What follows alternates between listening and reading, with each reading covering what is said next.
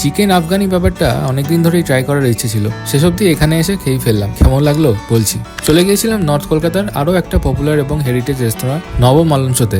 বাইরে বোর্ডে যেমন লেখা আছে, ভেতরে গিয়েই কিন্তু পুরনো কলকাতার ঐতিহ্যের ছোঁয়া পেলাম। ঢুকেই বাঁদিকে এই বোর্ডে মেনু লেখা থাকে, এখান থেকে দেখে অর্ডার করে দিলাম কিছু খাবার। ততক্ষণে সন্ধে নেমে গেছে আর আস্তে আস্তে লোকজনের ভিড়ে গমগম করতে শুরু করেছে প্রত্যেকটা টেবিল। জল খেতে খেতে সামনে চলে এলো সব ফুড আইটেম। প্রথমেই ট্রাই করলাম ফিশ ফ্রাই। এই ফিশ ফ্রাইটার কালারটা একটু অন্যরকম, তবে টেস্ট বেশ ভালো। ফ্রাইটা ভাঙতেই ভেতরে উঁকি মারছিল বেশ ভালো পরিমাণেই মাছ, যেটার ওপরে ছিল বেশ মশলাদার ম্যারিনেশন। গরম গরম ধোঁয়া ওঠা ফিশ ফ্রাই সাথে স্যালাড আর কাসুন্দি দিয়ে খেতে মন্দ লাগেনি। এরপরেই চলে এলো চিকেন আফগানি। এই ডিশটার ওপরে থাকে গাজর, আলু, কড়াইশুঁটি দিয়ে তৈরি একটা গ্রেভির লেয়ার, যার মধ্যে থাকে বেসিক্যালি একটা চিকেন কাটলেট। ওভারঅল চিকেন কাটলেটটা খেতে আমার ভালোই লেগেছে, তবে ওপরের গ্রেভিটা মোটামুটি ছিল। 5:30 থেকে 10:30 পর্যন্ত।